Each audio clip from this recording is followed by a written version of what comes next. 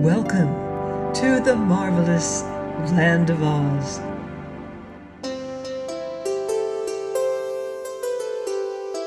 I'm Martell,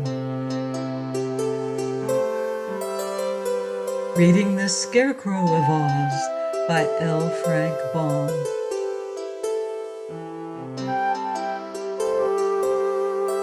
Chapter 24, The Royal Reception.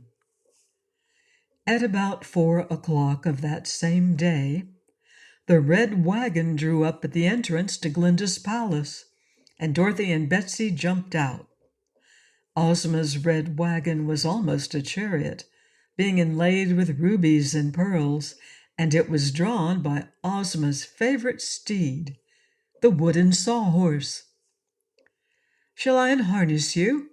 asked Dorothy, "so you can come in and visit?" "No," replied the sawhorse. "I'll just stand here and think.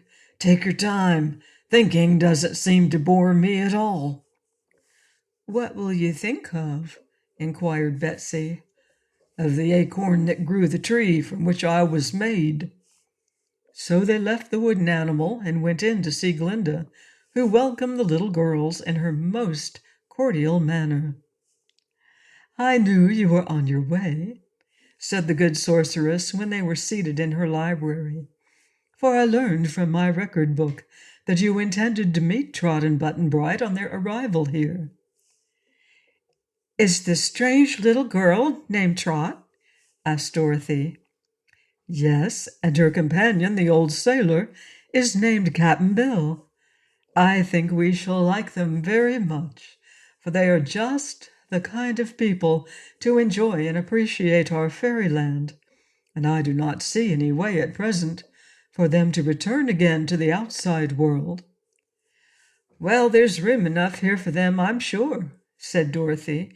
"Betsy and I are already eager to welcome Trot. It will keep us busy for a year at least, showing her all the wonderful things in Oz."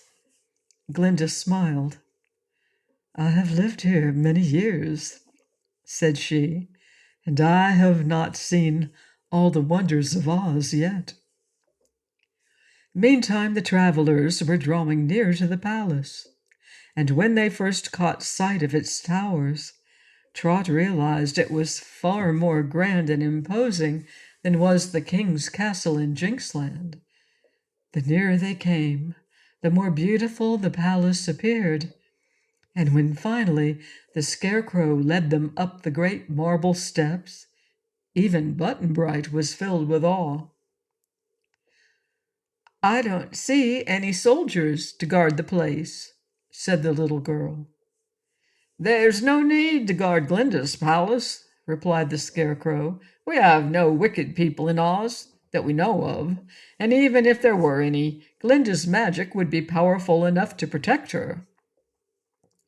Button-Bright was now standing on the top steps of the entrance, and he suddenly exclaimed, "Why, there's the Sawhorse and the Red Wagon! Hip, hip, hooray!" And next moment he was rushing down to throw his arms around the neck of the wooden horse, which good-naturedly permitted this familiarity when it recognized in the boy an old friend. Button-Bright's shout had been heard inside the palace, so now Dorothy and Betsy came running out to embrace their beloved friend, the Scarecrow, and to welcome Trot and Cap'n Bill to the Land of Oz. "We've been watching you for a long time in Ozma's magic picture," said Dorothy, "and Ozma has sent us to invite you to her own palace in the Emerald City. Now, I don't know if you realize how lucky you are to get that invitation, but you'll understand it better after you've seen the royal palace in the Emerald City." Glinda now appeared in person to lead all the party into her azure reception room. Trot was a little afraid of the stately sorceress, but gained courage by holding fast to the hands of Betsy and Dorothy. Cap'n Bill had no one to help him feel at ease, so the old sailor sat stiffly on the edge of his chair and said, "Yes, ma'am," or "No, ma'am," when he was spoken to, and was greatly embarrassed by so much splendor. The Scarecrow had lived so much in palaces that he felt quite at home, and he chatted to Glinda and the Oz girls in a merry, light-hearted way. He told all about his adventures in Jinxland, and at the great waterfall, and on the journey hither, most of which his hearers knew already, and then he asked Dorothy and Betsy what had happened in the Emerald City since he had left there.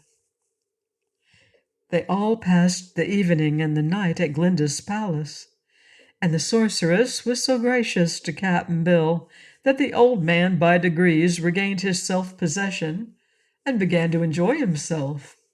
Trot had already come to the conclusion that in Dorothy and Betsy she had found two delightful comrades, and Button-Bright was just as much at home here as he had been in the fields of Jinxland or when he was buried in the popcorn snow of the land of Mo. The next morning they arose bright and early, and after breakfast bade good-bye to the kind sorceress, whom Trot and Cap'n Bill thanked earnestly for sending the Scarecrow to Jinxland to rescue them.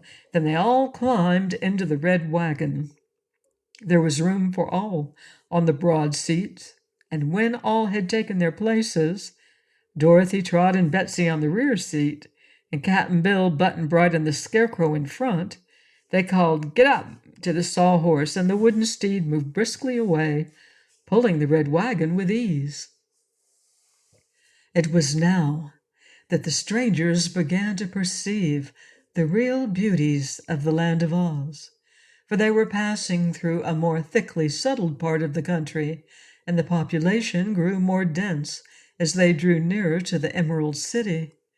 Everyone they met had a cheery word or a smile for the Scarecrow, Dorothy, and Betsy Bobbin, and some of them remembered Button-Bright and welcomed him back to their country. It was a happy party indeed that journeyed in the Red Wagon to the Emerald City, and Trot already began to hope that Ozma would permit her and Cap'n Bill to live always in the Land of Oz. When they reached the great city, they were more amazed than ever, both by the concourse of people in their quaint and picturesque costumes, and by the splendor of the city itself. But the magnificence of the royal palace quite took their breath away until Ozma received them in her own pretty apartment, and by her charming manners and assuring smiles made them feel they were no longer strangers. Trot was given a lovely little room next to that of Dorothy, while Cap'n Bill had the coziest sort of a room next to Trot's and overlooking the gardens. And that evening Ozma gave a grand banquet and reception in honor of the new arrivals. While Trot had read of many of the people she then met, Cap'n Bill was less familiar with them, and many of the unusual characters introduced to him that evening caused the old sailor to open his eyes wide in astonishment. He had thought the live Scarecrow about as curious as any one could be, but now he met the Tin Woodman, who was all made of tin, even to his heart, and carried a gleaming axe over his shoulder wherever he went. Then there was Jack Pumpkinhead, whose head was a real pumpkin with a face carved upon it, and Professor Wogglebug, who had the shape of an enormous bug, but was dressed in neat-fitting garments. The professor was an interesting talker and had very polite manners, but his face was so comical that it made Cap'n Bill smile to look at it. A great friend of Dorothy and Ozma seemed to be a machine man called Tick-Tock, who ran down several times during the evening and had to be wound up again by someone before he could move or speak. At the reception appeared the Shaggy Man and his brother, both very popular in Oz, as well as Dorothy's Uncle Henry and Aunt Em, two happy old people who lived in a pretty cottage near the palace. But what perhaps seemed most surprising to both Trot and Cap'n Bill was the number of peculiar animals admitted into Ozma's parlors, where they not only conducted themselves quite properly, but were able to talk as well as anyone. There was the Cowardly Lion, an immense beast with a beautiful mane, and the Hungry Tiger, who smiled continually, and Eureka, the pink kitten, who lay curled upon a cushion and had rather supercilious manners, and the Wooden Sawhorse, and 9 tiny piglets that belonged to the Wizard, and a mule named Hank, who belonged to Betsy Bobbin. A fuzzy little terrier dog named Toto lay at Dorothy's feet, but seldom took part in the conversation, although he listened to every word that was said. But the most wonderful of all to Trot was a square beast with a winning smile that squatted in a corner of the room and wagged his square head at everyone in quite a jolly way. Betsy told Trot that this unique beast was called the Woozy, and there was no other like him in all the world. Cap'n Bill and Trot had both looked around expectantly for the Wizard of Oz, but the evening was far advanced before the famous little man entered the room. But he went up to the strangers at once and said, "I know you, but you don't know me, so let's get acquainted."